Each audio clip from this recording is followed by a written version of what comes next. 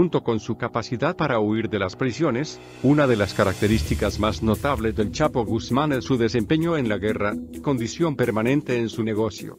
Peleó contra el cártel de Juárez y hoy llamado Carrillo Fuentes, el Señor de los Cielos, está muerto. Guerreó contra el cártel del Golfo y su máximo jefe, Osiel Cárdenas Guillén, el mata amigos, vive en permanente aislamiento en una cárcel de super máxima seguridad en Colorado, Estados Unidos. Luchó contra los Zetas y su mayor enemigo, Heriberto Lascano, el Verdugo, murió bajo fuego militar. Traicionó a los Beltrán Leiva y el líder de estos, Arturo, el Barbas, también está enterrado. Lo mismo ocurrió cuando derribó a los líderes del cártel de Tijuana, alguna vez considerado el mayor cártel de las drogas en el mundo y quienes realizaron el primer reclutamiento de sicarios con entrenamiento para ir a la guerra de las drogas. Dirigieron su escuadrón contra el Chapo. Una mala decisión. El Chapo Guzmán lo era, al momento de firmar los papeles de su ingreso al penal del Altiplano, en febrero de 2014. Foto especial. Ciudad de México, 24 de julio, sin embargo. Los hermanos Arellano Félix apretaron las quijadas y se volvieron a reunir para discutir el tema con Ismael El Mayo Zambada. Quizá el socio más importante que hoy tiene Joaquín Guzmán Loera. Lo que sigue es palabra jurada de Everardo Páez Martínez, lugarteniente de los Arellano, testigo presencial de los hechos y colaborador del FBI. Los dirigentes de la organización de los Arellano Félix y Zambada planearon una segunda reunión con Guzmán en la residencia de Zambada en Culiacán. El objeto de esta reunión era que Ramón Arellano Félix matara a Guzmán Loera. Me consta este complot porque participé en conversaciones con Benjamín, Ramón y Eduardo acerca del plan para asesinar a Guzmán. Además, Ramón me dijo personalmente que iba a Culiacán a matar a Guzmán. Y llevé a Ramón en automóvil al aeropuerto el día que viajó en avión de Tijuana, rumbo a Culiacán, para llevar a cabo la misión. Al llegar al aeropuerto de Tijuana o 51, como en clave se referían a ese lugar, Ramón Arellano Félix se encontró con sus hermanos Benjamín y Eduardo Arellano Félix en una camioneta estacionada afuera de la terminal aérea. Los capos permitieron la presencia de su consejero, Everardo Páez. Asegúrate que todo salga bien, pidió Benjamín a Ramón. Será muy difícil para nosotros si atacas a Guzmán y no lo matas. Eduardo recalcó la misma idea. Aparentemente, Ramón escuchó en silencio los consejos de ambos. Todo está listo para el ataque, concluyó Benjamín. El asesinato ocurriría en el interior de la casa de El Mayo. Ramón subió al avión. Descendió y tomó camino para matar al hombre que se convertiría en el más poderoso de su especie en el mundo. El homicidio de Armando López, un compadre de Joaquín, el Chapo Guzmán Loera, cometido en 1989 por Ramón Arellano Félix, fue el punto de partida en la tensión entre las organizaciones. Ambos eran beneficiarios directos del desastre venido tras el asesinato del agente especial de la DEA Enrique Camarena a manos de Rafael Caro Quintero y Ernesto Fonseca, perpetrado en 1985 en Guadalajara. El gobierno de Estados Unidos se lanzó como un perro furioso y reclamó a su contraparte mexicana la detención de los culpables. Así ocurrió, además de la captura de Miguel Ángel Félix Gallardo. Recientes versiones apuntan a que el asesinato de Kiki Camarena fue orquestado por la CIA. De ser cierto el hecho, llama la atención que nunca ningún narcotraficante detenido entonces utilizara esa información en su defensa. Tampoco lo hizo ninguno de los varios funcionarios de la Dirección Federal de Seguridad implicados con el narco. Lo cierto es que lugartenientes del falleciente cártel de Guadalajara tuvieron su oportunidad de ascender y, mientras lo hacían, se hicieron la guerra a muerte. Las facciones más claras en este momento eran la dirigida en Juárez por Amado Carrillo, la de Joaquín Guzmán y Héctor El Güero Palma en Sinaloa, los Arellano Félix en Tijuana y, hacia el oriente, en el Golfo de México, Juan García Abrego. Durante el verano de 1991, periodo en que los cadáveres se hacían asunto rutinario en Culiacán y Tijuana, Ismael El Mayo Zambada García, entonces alineado con los Arellano Félix, concertó una reunión entre él mismo, Benjamín Arellano y Joaquín Guzmán. El objetivo de la reunión era iniciar un diálogo entre los dos grupos e intentar resolver sus respectivos problemas. A Benjamín Arellano Félix no le quedaba mayor alternativa que sentarse a negociar y resolver las cosas con Guzmán. En esa época, el Chapo tenía una relación estrecha con el jefe de la Policía Judicial Federal, Guillermo González Calderón y, un hombre señalado por Miguel Ángel Félix de orquestar el reparto de las plazas. González Calderón gozaba de otra fama, estaba en la mayor estima del gobierno de Estados Unidos. Benjamín Arellano entendía que los vínculos de Guzmán con González Calderón y otros funcionarios políticos y policiales representaban una situación peligrosa para su organización y aceptó la conciliación de El Mayo Zambada. Retrato de la familia Arellano Félix. Foto, especial Everardo Páez, lugarteniente de los Arellano desde mediados de los 80. Viajó a Culiacán con Benjamín, Eduardo y Ramón Arellano Félix, Ismael y Gilberto Higuera Guerrero y otros varios miembros de Tijuana. El encuentro ocurrió en la casa de Zambada, en Culiacán, pero los únicos que participaron en la propia reunión fueron Benjamín Arellano, Ismael Zambada y Joaquín Guzmán. Cada cártel mantuvo la guardia alrededor de la residencia, según consta en los documentos obtenidos. Abrimos la comunicación y los problemas estaban bajo control, informó Benjamín a los suyos. No quiero que nadie hiciera nada que creara malentendidos o desconfianza, ordenó en general. No persigas a nadie de la gente de Guzmán, pidió a su hermano Ramón. Aunque se suponía que las cosas se habían resuelto en la reunión del verano de 1991, poco tiempo después los 30 dirigentes del cártel de Tijuana cayeron en cuenta de que Guzmán lo era. Logró implantar a un comandante de la policía judicial leal a él en la propia ciudad de los Arellano Félix. Se decía que Guzmán operaba en contubernio con un ex jefe de fronteras de la policía judicial y encargado de la agencia antinarcóticos mexicana, González Calderón y... Los Arellano apretaron las quijadas y se volvieron a sentar para discutir el asunto con El Mayo. Hablaría Everardo Páez en los días de su encierro y pacto con las agencias de Estados Unidos, empecinadas en extinguir al cártel de Tijuana. Los Arellano Félix y Zambada planearon una segunda reunión con Guzmán en la residencia de Zambada en Culiacán. El objeto de esta reunión era que Ramón Arellano Félix matara a Guzmán. Me consta este complot, porque participé en conversaciones con Benjamín, Ramón y Eduardo acerca del plan para asesinar a Guzmán. Además, Ramón me dijo personalmente que iba a Culiacán a matar a Guzmán. Y llevé en automóvil al aeropuerto el día que viajó en avión de Tijuana, rumbo a Culiacán, para llevar a cabo la misión. Asegúrate que todo salga bien, pidió Benjamín a Ramón. Será muy difícil para nosotros si atacas a Guzmán y no lo matas. Eduardo recalcó la misma idea. Aparentemente, Ramón escuchó en silencio. Todo está listo para el ataque, concluyó Benjamín. Ramón subió al avión.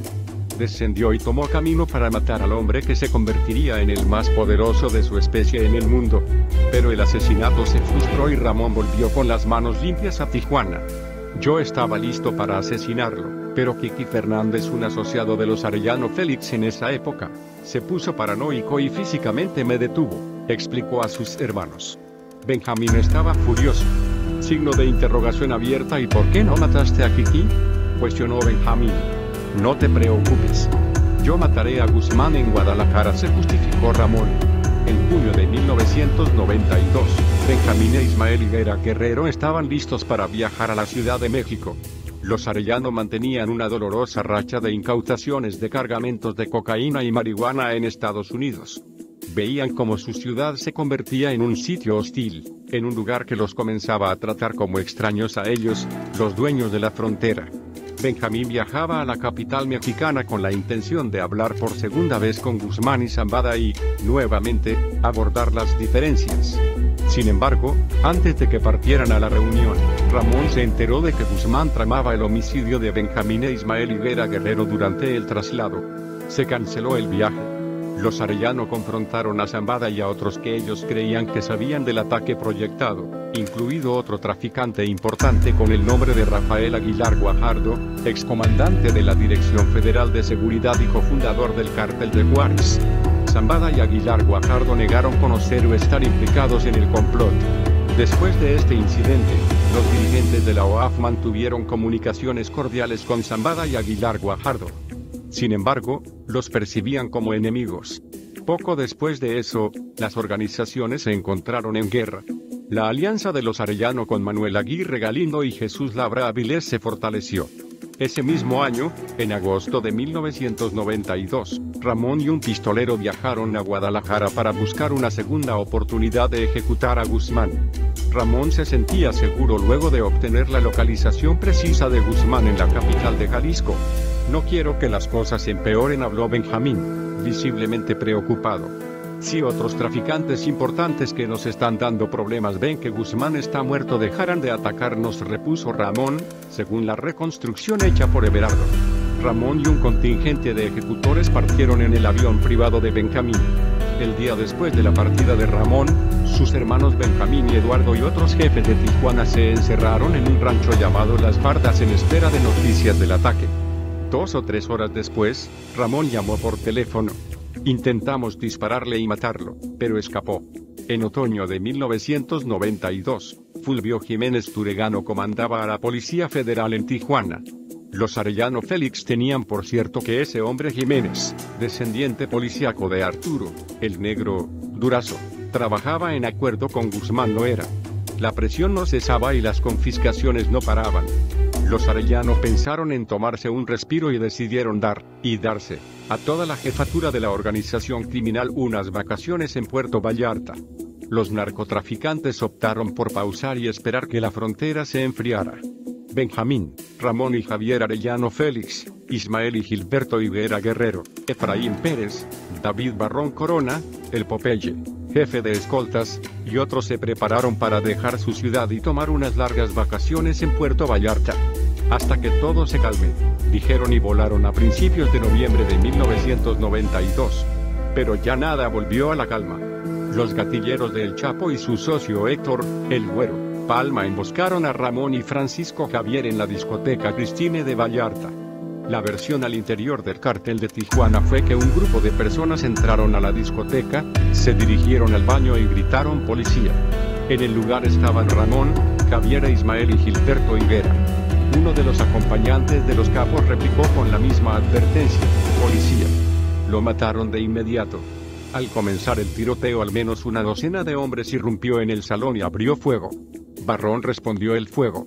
Mató a uno de los atacantes y le quitó el rifle AK-47. Luego ayudó a los capos a salir del lugar trepando hasta el tragaluz y el techo del lugar, por donde lograron escapar. Las vacaciones se cancelaron y Eduardo Arellano Félix y Páez Martínez, que habían retrasado su salida, volaron a Guadalajara, donde se reunieron con Benjamín y los otros. Resolvieron un contraataque inmediato.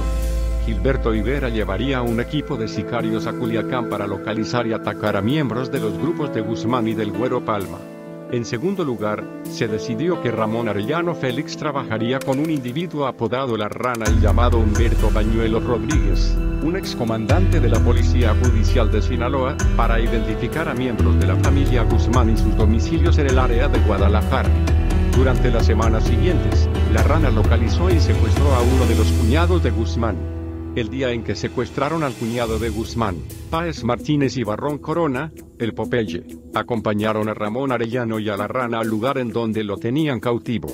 Lo golpearon y torturaron hasta que el hombre proporcionó información relacionada con la identidad y ubicación de miembros de otros familiares de Guzmán. Entonces lo ejecutaron. Mientras tanto, Gilberto Higuera se mantuvo en Culiacán con un equipo. Sin embargo, mientras efectuaban la búsqueda, fueron encontrados. Él mismo fue secuestrado por cercanos de Guzmán. Inmediatamente después de recibir la información sobre el levantón, Ramón Arellano Félix y Barrón Corona fueron a una de las residencias de la familia de Guzmán que su cuñado había identificado y tomaron varias personas como rehenes. Ramón Arellano habló con el Chapo. Voy a matar a tus familiares a menos que sueltes a Gilberto. Cada capo liberó los respectivos rehenes y se plegó a concentrar fuerzas. Pandilleros reclutados en Estados Unidos sirvieron al cártel de los Arellano Félix. Foto. EF. Poco después del regreso de los Arellano a Tijuana, Benjamín Arellano llamó por radio a Páez Martínez. Quiero una reunión con Barrón Corona, ordenó. Páez Martínez localizó a El Popeye y lo escoltó para que se encontrara con Benjamín. Signo de interrogación abierta. ¿Tienes hombres rudos disponibles para nos proporcionen protección a mí y a mis hermanos?, indagó el narcotraficante. Conozco a varios muchachos del área de Logan Heights de San Diego, pero ninguno de ellos conoce Tijuana muy bien, repuso el asesino. Eso no será problema. Quiero empezar con, cuando menos, 10 hombres. Benjamín fundaba un cuerpo de sicarios de tiempo completo, realizaba un salto evolutivo en la historia de las empresas criminales mexicanas al reclutar personal ajeno a la organización por su sola capacidad de ejercer violencia. El gángster ordenó a El Popeye conseguir casas, automóviles, armas y lo que fuera necesario para organizar un grupo. Le llenó las manos con $200,000 y arriba de los billetes le colocó un radio. RCH Benjamín, con tono complacido, otorgaba una clave a su jefe de asesinos.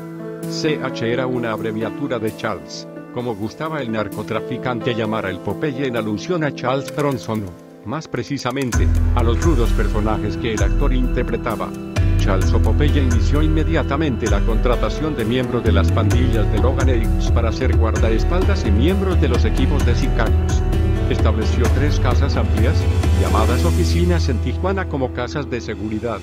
La oficina con clave 73 tenía la primera responsabilidad de la seguridad de Ramón Arellano, otra más concentraba la vigilancia de Benjamín Arellano y, la otra, denominada LH quizá en alusión a Logan Heights, concentraba a un equipo de ejecución general y refuerzo. Estos fueron algunos de los pandilleros reclutados: Alberto Vallardo Robles, El Gori, Alfredo Araujo también apodado Popeye, Adelaido Peña Huerta, Lalo, Marcos Quiñones, El Pato, Enrique Vascones, El Puma, El Tarzán, El Jimmy, Night Owl, El Gizmo, El Gordo, Cougar, Spanky y El Paisa, provenientes tanto de la banda Logan Heights como Pozorio del Sol, las 3 con ascendencia de la mafia mexicana, una de las más poderosas pandillas carcelarias en Estados Unidos. A fines de 1992 y principios de 1993, el equipo de sicarios de los Arellano Félix estaba concentrado en el entrenamiento y en la espera de una oportunidad para asesinar a Guzmán Loera. El sueldo semanal de cada pistolero era de $500 más bonificaciones por participar en misiones especiales, es decir, trabajos de represión consistentes en asaltos, secuestros y asesinatos. El entrenamiento formal consistía en el manejo y uso de rifles de asalto AK-47, pistolas 38 Super, arma de cargo de las policías mexicanas, y subametralladora Susi. ¿Cómo era el proceso de reclutamiento del cuerpo de sicarios de los Arellano Félix? ¿Cómo se elegía a un hombre cuya principal ambición en la vida debía ser quitarle la vida al Chapo Guzmán? Night Owl fue miembro de la pandilla Pozole, la misma a la que en libertad pertenecía el Bat. Entre 1978 y 1981, Night Owl fue condenado en 7 ocasiones por diferentes cargos que purgó como menor de edad. En 1987 tuvo paso por la cárcel de San Quintín, donde conoció a Albert Esqueda el Bat. A principios de los años 1990, las autoridades estadounidenses ya sabían exactamente la mezcla de Night Owl. Fue procesado por posesión de metanfetaminas y de explosivos. Sus estancias en las penitenciarías fueron lo suficientemente relevantes como para sumarse con cierta influencia en el directorio de la mafia mexicana. Entre abril de 1992 y el 1 de marzo de 1993, el pandillero coincidió en la cárcel con otro llamado José Ayala y conocido como Busi, a su vez amigo cercano de David Barrón Corona, El Popeye, para las clicas, Charles para los Arellano Félix. La amistad entre Night Owl y Busi se estrechó hasta el momento en que el último enroló al primero en el grupo de Popeye mediante correspondencia. En marzo de 1993, Night Owl abandonó la prisión estatal. Afuera de la penitenciaría lo esperaba una mujer, hermana de Barrón Corona, y lo llevó a una casa a la que se referían como oficina en el área Logan Heights de San Diego. Ahí conoció a Barrón Corona y a otros miembros de la pandilla: Zigzag, Tarzán, Puma, Roach, Big Smokey, Little Smokey, Happy. Todos asesinos bajo sueldo de los capos de Tijuana, a donde casi de inmediato fue llevado Night Owl. Tuvo por bienvenida la entrega de sus armas, de las que no debía despegarse en adelante. Barrón Corona instruyó a 2 de los miembros de más antigüedad del equipo a que enseñaran a Night Owl cómo usarlas, desarmarlas, limpiarlas, reensamblarlas y conservarlas. Era clara la familiaridad con el uso de las armas. Periódicamente los miembros que eran sicarios y yo recibíamos entrenamiento formal de armas de fuego con estas armas. El entrenamiento consistía de prácticas de disparo y de tiempo. Después de efectuar los simulacros, Barrón Corona y nuestro instructor de armas de fuego, un hombre del Medio Oriente, nos daba su evaluación y crítica respecto a nuestra actuación, explicaría Night Owl. Además del revólver, 38 y un fusil AK-47, el recluta recibió un uniforme estilo oficial de la policía, un traje negro de una pieza con las letras PJF, Policía Judicial Federal, impresas en espalda y una cachucha con las mismas siglas. También había vestuario con las iniciales de la Procuraduría General de la República. Los pandilleros utilizaban los uniformes cuando realizaban algunas actividades de seguridad a favor de los Arellano o en algunas ocasiones en que funcionaban como sicarios.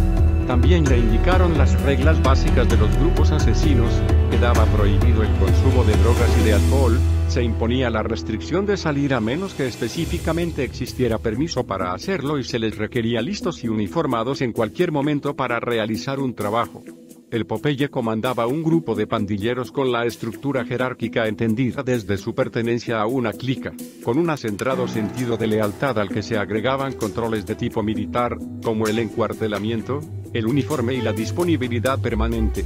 Night Owl fue expulsado temporalmente por consumo de drogas. Regresó a San Diego y, casi al mismo tiempo, regresó a la prisión, donde se reencontró con el viejo Bussi, quien integró una vez más al otro a la cuadrilla de sicarios en Tijuana. Ahí se reencontró con otro viejo conocido de las penitenciarias, el Bat. En enero de 2001, Night Owl fue detenido por tercera ocasión en quebrantamiento de su libertad condicional. Tal vez por cansancio o por el paulatino desgaste del cártel de Tijuana, buscó a funcionarios federales en California y les informó de su deseo por cooperar en la investigación que realizaban de sus antiguos jefes. Y dio el santo y seña del proceso de reclutamiento del cuerpo de sicarios de los Arellano Félix. De estas incorporaciones surgió la contratación de José Alberto Esqueda, el Bat, un hombre que buscó convencer a los miembros de las pandillas sureñas en Estados Unidos, asociadas bajo el gobierno de la Mexican Mafia OM, de asesinar a Guzmán Loera. El atentado en la discoteca Cristina encendió todas las alarmas. Una tarde, a finales de diciembre de 1992 o principios de enero de 1993, Ismael Higuera Guerrero informó a Ramón Arellano Félix de la existencia de un espía de Guzmán Loera. Pronunció el nombre de Juvenal Gómez Buenrostro, un proveedor ocasional de marihuana para el cártel sin mayor importancia en la trama, pero, en ese contexto, el cártel de Tijuana lo entendió como un sujeto que podría representar la desaparición de la organización entera. Él y su padre son, además, informantes para el gobierno de los Estados Unidos, atizó Ismael Higuera la paranoia de Ramón. Juvenal Gómez vive en San Diego, pero tiene un gimnasio aquí, en Tijuana. Como los Arellano preferían asesinar en Estados Unidos, resolvieron la ejecución de Juvenal Gómez en California sin mayor trámite que la anterior conversación. Un par de días después, Ramón y Benjamín Arellano Félix intercambiaron información sobre Juvenal Gómez con los demás miembros de su Estado Mayor respecto a la sospecha de su colaboración con las agencias policiales. Es un enemigo a quien se le tiene que matar, reiteraba Benjamín, como si detrás de la cara de cualquier hombre estuviera el rostro de El Chapo. Que vaya Charles, ordenó en referencia a David Barrón Corona, su jefe de escoltas, a quien comparaba con Charles Bronson o, más correctamente, con los personajes que interpretaba ese actor. En esos días, Ramón alquilaba una casa en Del Mar, California. Ahí citó a Everardo Páez, lugarteniente del cártel. Ramón también parecía especialmente interesado con la localización y ejecución de Gómez. El tema se volvía prioritario y el Popeye fue urgido para resolver el asesinato. Escogió a dos de sus pistoleros, Alfredo Araujo y Night Owl, quienes utilizarían las armas de uso común de los sicarios de Tijuana: pistolas 38 Super y fusiles AK-47. El propio Martínez se sumó a la búsqueda de Gómez, a quien finalmente asesinó un sicario integrado en un segundo equipo formado por Popeye. Le disparé en un negocio de celulares, en Chula Vista. Ahí abandoné el carro y por ahí boté las armas, presumió el matón identificado como Adelaido Peña, Lalo, quien obtuvo una bolsa de $50,000. Durante la segunda semana de mayo de 1993, Ramón Arellano averiguó que su enemigo se encontraba en Guadalajara. Informó a sus hermanos Benjamín, Eduardo y Javier y todos acordaron el ataque. Al día siguiente, Ramón y un grupo de sicarios partieron de Tijuana con destino a Guadalajara para localizar y matar a Guzmán. 6 o 7 días después, el 23 de mayo de 1993, La Rana informó que su gente participó en un tiroteo en el aeropuerto de la capital de Jalisco. El matón daba por muerto a Guzmán Loera. Pero quien en realidad murió fue el cardenal Juan Jesús Posadas Ocampo. Al regresar a Tijuana, de Guadalajara, los sicarios que participaron en el ataque recibieron órdenes de huir a los Estados Unidos. La guerra resultaba un mal negocio para todos. La muerte de un príncipe de la iglesia en medio de un fuego cruzado era demasiado. Apenas habían pasado 8 años del asesinato del agente de la DEA Enrique Camarena. Alguien debía pagar. Ante sus jefes, Barrón se disculpó por el intento fallido de asesinar a El Chapo Guzmán. No te preocupes, respondió Benjamín. Ahora lo necesario es enfrentar la situación lo mejor que se pueda. Estoy tratando de arreglar el problema. Tengo que entregar a la PGR 2 personas para aliviar la presión sobre nosotros. Van a testificar que el Chapo estuvo implicado en el tiroteo. Yo lo sacaré de la cárcel en 1 o 2 años y le daré a cada uno $300,000 y lo que sea para sus familias. Yo me encargo que 1 o 2 se ofrezcan, ofreció el Popeye. Entre las 9 y 10 de la noche, Barrón avisó a Benjamín que ya estaban listos los asesinos expiatorios, Puma y Spock y Spanky. La entrega la haría Jesús Labra, un comandante que tenían comprado desde antes. Un par de días después, los narcotraficantes vieron en las noticias el relato del asesinato del purpurado. Vieron los rostros de sus enemigos y los suyos mismos. Escucharon que la Policía Judicial Federal había logrado la captura de 2 participantes en el tiroteo que confirmaban la guerra de los cárteles. El Chapo estaba en el centro de la escena. Poco tiempo después fue detenido y aunque los Arellano no, al menos en lo inmediato, Guzmán lo era, se fortaleció desde la prisión federal en la que estuvo preso. Mantuvo el apoyo incondicional de sus primos, los Beltrán Leiva, a quienes años después traicionaría, y del Mayo Zambada, quien años atrás conspirara para matarlo.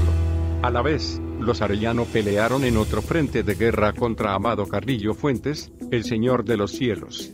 Los documentos detallan, por ejemplo, el asesinato de una mujer llamada María Olivas en Imperial Beach, California, por el simple hecho de que la consideraban asociada, así fuera indirectamente, con el Capo de Juárez. Poco a poco, la capacidad de negocio de los Arellanos se reducía y algunos de los espacios eran llenados por sus sicarios, avenidos en operadores de los cargamentos. Hacia 1996, Popeye no era un simple pistolero. Movía cargamentos de cocaína de Ensenada, Baja California, a San Diego, California, que luego fletaba o custodiaba personalmente hasta Nueva York.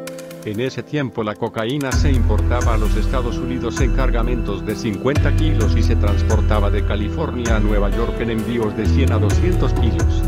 Ya desde entonces, en realidad desde antes, los Arellano Félix cumplían cierta función arancelaria, cobraban el derecho de paso de las drogas ilegales provenientes de Colombia o México con paso por Tijuana y Mexicali.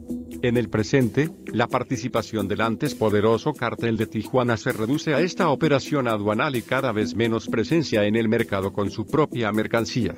En los años de gloria, sus propios empleados podían realizar negocios por su cuenta de hasta 2 toneladas de marihuana por embarque. El Popeye, Charles Bronson O.C.H. murió el 27 de noviembre de 1997. Fue alcanzado por la esquirla de una bala que atravesó la camioneta del semanario Z de Tijuana, pegó en un barandal de herradura y penetró por el ojo del matón. Ahí mismo, en posición de ataque, empuñando el arma, murió Barrón Corona, el sicario del barrio Logan, mientras intentaba asesinar a Jesús Blancornielas. Esta muerte reconfiguró los cuerpos de matones del cártel. José Albert Márquez, el Pat, el hombre amante de las dagas y los verduguillos, quedó bajo las órdenes inmediatas de Rivera Martínez.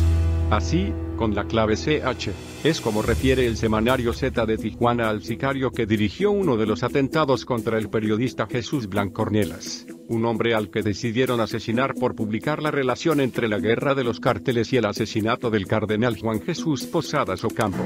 El mapa de 2013 elaborado por el gobierno de Estados Unidos sobre las zonas de influencia de los cárteles en México es muestra del levantamiento de imperios. Se observa el avance de los Zetas hasta tener bajo su dominio la mayor cantidad de los estados, ya por encima del cártel de Sinaloa, que mantiene la hegemonía como empresa de las drogas.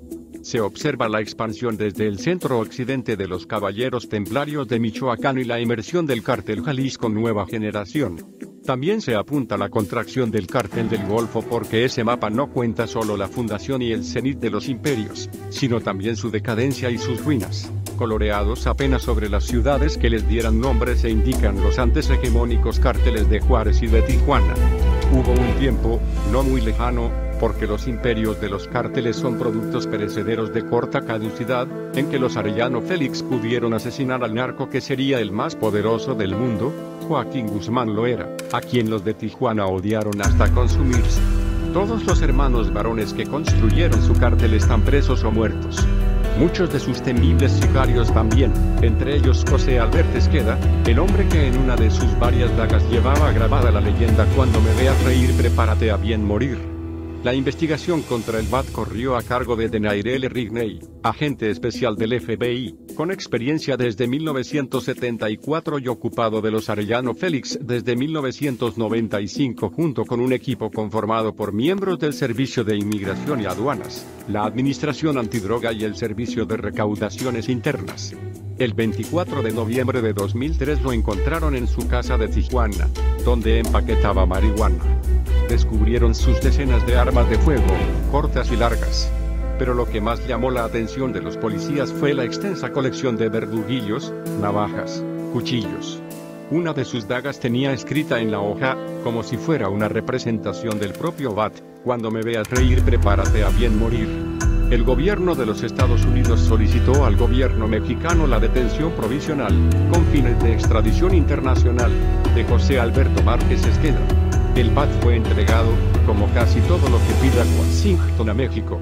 El BAT pasará el resto de su vida en prisión, donde la Mexican Mafia controla buena parte del suministro de drogas en Estados Unidos. Cosas de la vida, cosas de la muerte. La verdadera nación del hombre del cuchillo sonriente es una de las principales distribuidoras del Chapo Guzmán. Dijo que era diseñador gráfico egresado de una universidad en Tijuana, que era experto en falsificación de licencias, gafetes e identificaciones. En fin, a lo largo de su declaración brindó una buena lista de detalles que se le vinieron a la cabeza sobre la relación que le unía a uno de los narcotraficantes más conocidos de aquella época. Esa primera revelación no causó sorpresa en los agentes que mecanografiaban la declaración de este testigo protegido. Los narcos mexicanos siempre se las habían ingeniado para andar por aquí y por allá ocultando su identidad. La singularidad del testimonio vendría después, ya entrado el diálogo, y luego de varias horas apostado en una de las sillas de la Procuraduría General de la República, PGR, en marzo del 2001. Los hermanos Benjamín y Ramón Arellano Félix, líderes del cártel de Tijuana, una de las organizaciones del narcotráfico más poderosas del país en los años 80 y 90, andaban vestidos y cargaban credenciales de policías cuando abordaban vuelos comerciales, entregaban cargamentos de cocaína, o cenaban en lujosos restaurantes. Y los uniformes e identificaciones no eran de cualquier corporación, sino que pertenecían a la Fiscalía Especializada para la Atención de Delitos contra la Salud de Baja California, un estado al norte de México y frontera con Estados Unidos, desde donde operaba el cártel. En las credenciales que llevaban en la cartera, los hermanos iban vestidos con saco y corbata, muy formal. El día que les tomaron la foto para su identificación, Benjamín, un hombre robusto de nariz ancha, cejas pobladas y bien negras, miró de frente. Lo mismo hizo Ramón, cejas ralas, ojos chiquitos y nariz idéntica a la de su hermano. Ese día, aquel flash en la cara, incriminaría a los hermanos Arellano Félix. Ese día, ese destello de luz que disparó desde una cámara, convirtió a este diseñador gráfico en un testigo protegido. De esta declaración partiría la investigación para buscar a otros diseñadores y cómplices que participaron en la elaboración de identificaciones y uniformes policíacos, con los que los hermanos pasaron desapercibidos durante más de una década, aproximadamente de 1990 al 2002. El diseñador gráfico y otros 10 testigos protegidos hundieron al poderoso cártel de la droga. En febrero del 2002, Ramón Arellano Félix murió en un tiroteo en Mazatlán, Sinaloa. Solo 4 semanas después de la muerte de su hermano. Más información en el blog del narco.com.